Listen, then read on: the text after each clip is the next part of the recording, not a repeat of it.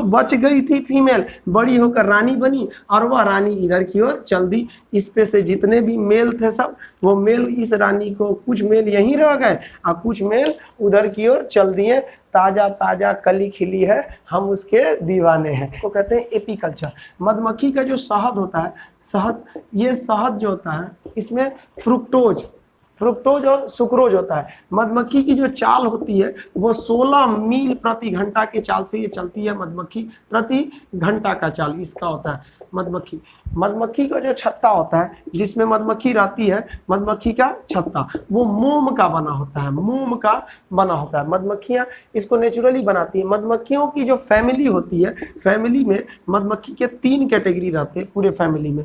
एक इसमें जो होती है रानी होती है और कुछ इसमें नर होते हैं और बाकी इसमें श्रमिक होते हैं, श्रमिक जो नपुंसक होते हैं, श्रमिक होते हैं जो नपुंसक होते हैं। अब इसमें समझिए छत्ते में क्या, कैसे मधुमक्खी का उत्पादन होगा। रानी, एक ही रानी मधुमक्खी होती है, नर की संख्या कुछ ज्यादा होती है, सबसे ज्यादा संख्या में श्रमिक होते हैं जो नपुंसक होते हैं। रियलिटी में ये जो श्रमिक हैं यानी जो नपुंसक मधुमक्खियां हैं, ये जब पैदा होती हैं तो ये फीमेल रहती हैं। इन्हें नपुंसक बनाने का काम रानी मधुमक्खी करती है। समझते हैं कैसे कर देती। जब मधुमक्खी अपना अंडा देती है तो उस अंडे में, छत्ते पे मधुमक्खी के अंडे में बहुत सारे अंडे रहते हैं।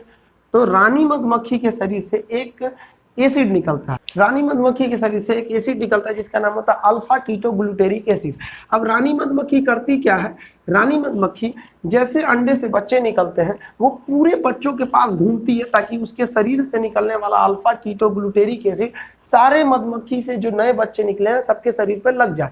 रीजन क्या है कि अगर ये एसिड किसी मेल के शरीर पे लगा तो उसे कोई इफेक्ट नहीं करेगा, लेकिन अगर कोई फीमेल पे भी है, फीमेल पे अगर ये लगा तो फीमेल को वो नपुंसक बना देगा। तो रानी मधुमक्खी जानती है, सारे छत्ते पर घूमती रहती है रानी कि जो अंडा तुरंत निकला है 1 हफ्ते के अंदर अंदर वो सबको अल्फा कीटोग्लूटेरिक लगाना चाहती है। जानती है कि मेल को तो कोई इफेक्ट नहीं पड़ेगा, लेकिन अगर फीमेल को लग गया तो वो नपुंसक बन जाएगी। अगर फीमेल नपुंसक नहीं बनी तो आगे जाकर वो उसकी सौतन बन जाएगी, क्योंकि वो भी बड़ी होकर रानी बन जाएगी। और ये 1 हफ्ते के अंदर अंदर कर देना है, इसलिए वो रानी मधुमक्खी 1 हफ्ते के अंदर अंदर पूरे छत्ता को कर देती है और पूरे छत्ता के अंदर केवल और केवल नपुंसक मेल रह जाते हैं और रानी और बाकी नपुंसक हो जाते हैं सब। तो ये रानी मधुमक्खी का काम है। अब कभी कभी क्या होता है कि रानी मधुमक्खी पूरे छत्ते पर घूमती है और बाय द वे कोई एक फीमेल इस अल्फा कीटोग्लूटेरिक एसिड के संपर्क में नहीं आ पाती है और 1 हफ्ता का समय क्रॉस कर जाता है। अब उस पर ये एसिड काम नहीं करेगा।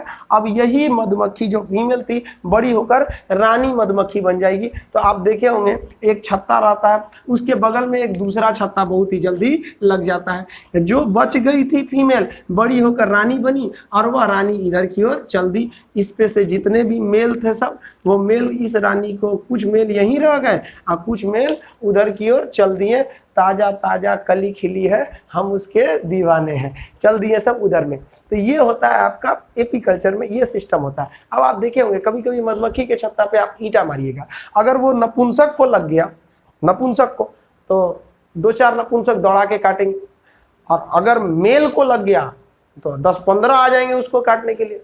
और अगर गलती से रानी मधुमक्खी को लग गया तब रानी दौड़ेगी तो उसके पीछे मेल दौड़ेगा, सब मेल के पीछे पीछे नपुंसक दौड़ेगा कि मैडम कहाँ कहाँ कहाँ कहाँ।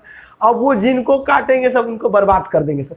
इसलिए मेल जो होते हैं ये तो कम संख्या में, तो सबसे बड़ी होती है मधुमक्खी के छत्ते की रानी। अगर रानी जिधर गई उनको तो बर्बाद कर देंगे। कभी कभी आप एक चीज और देखे होंगे, कोई कोई छत्ता जो होता है ना वो खाली हो जाता है, उस छत्ते पे कोई मधुमक्खी नहीं रहती है, तो छत्ता खाली कैसे हो जाता है। तो कभी कभी क्या होता है कि रानी मधुमक्खी मर गई बीमार होने की वजह से, या कभी कोई ईंटा मारा और इत्तेफाक से रानी मधुमक्खी को लगा तो मर गई। तो नर कहेंगे सब अब हम क्या करेंगे, मैंने तेरे लिए जग छोड़ा तो मुझको छोड़ चली, भाग जाते हैं सब वहां से। तो कभी कभी छत्ता खाली हो जाता है। अब बात आता है एपीकल्चर में करते क्या है। एपीकल्चर में क्या होता है, जो रानी मधुमक्खी होती है जैसे अंडा देती है और जब अंडा फूटने का टाइम होता है तो उस रानी मधुमक्खी को पकड़ के डिब्बे में बंद कर दिया जाता है कि तुम अंदर रहो। तो उससे क्या होगा, जितने मेल हैं उन पे वो अल्फा कीटोग्लूटेरिक एसिड उन पे तो पहले भी असर नहीं कर रहा था। अब ये जो फीमेल थी रानी मधुमक्खी है ही नहीं है जो उन पर ये वाली एसिड लगाए। अब वो 1 हफ्ता 10 दिन का समय चला जाता है, तब रानी मधुमक्खी को छोड़ा जाता है। अब वो जो फीमेल है अब तो उन पर वो असर करेगा नहीं, अब वो हिजरा थोड़ी ना हो पाएंगे, अब वो नपुंसक नहीं होंगी, और ढेर संख्या में रानी मधुमक्खी होगी तो छत्तों की संख्या भी बहुत ज्यादा हो जाएगी, जिस वजह से हमें शहद का उत्पादन बहुत ज्यादा हो जाएगा। शहद एक नेचुरल कार्बोहाइड्रेट का काम करता है, नेचुरल शुगर होता है, वो बहुत फायदेमंद होता है, तो इसे हम लोग कहते हैं एपीकल्चर। समझ में आ गया होगा आप लोग को। देखिए शहद में सुक्रोज होता है, फ्रुक्टोज होता है और सुक्रोज होता है, जबकि चीनी, गन्ना या चुकंदर की बात करेंगे तो इसमें सुक्रोज होता है। मीठा जो होता है वो फ्रुक्टोज होता है। फ्रुक्टोज सुक्रोज से 1.7 गुना ज्यादा मीठा होता है। हालांकि एक केमिकल आता है सेक्रीन, वो सुक्रोज से 500 गुना ज्यादा मीठा होता है। अगर आप टोटल और मीठा की बात करेंगे तो सेक्रीन होगा, बट ये नेचुरल चीज नहीं है, ये आर्टिफिशियल चीज है। नेचुरल में सबसे ज्यादा मीठा जो होता है वो फ्रुक्टोज होता है। अब बात करते हैं मधुमक्खी के वर्किंग के एरिया का।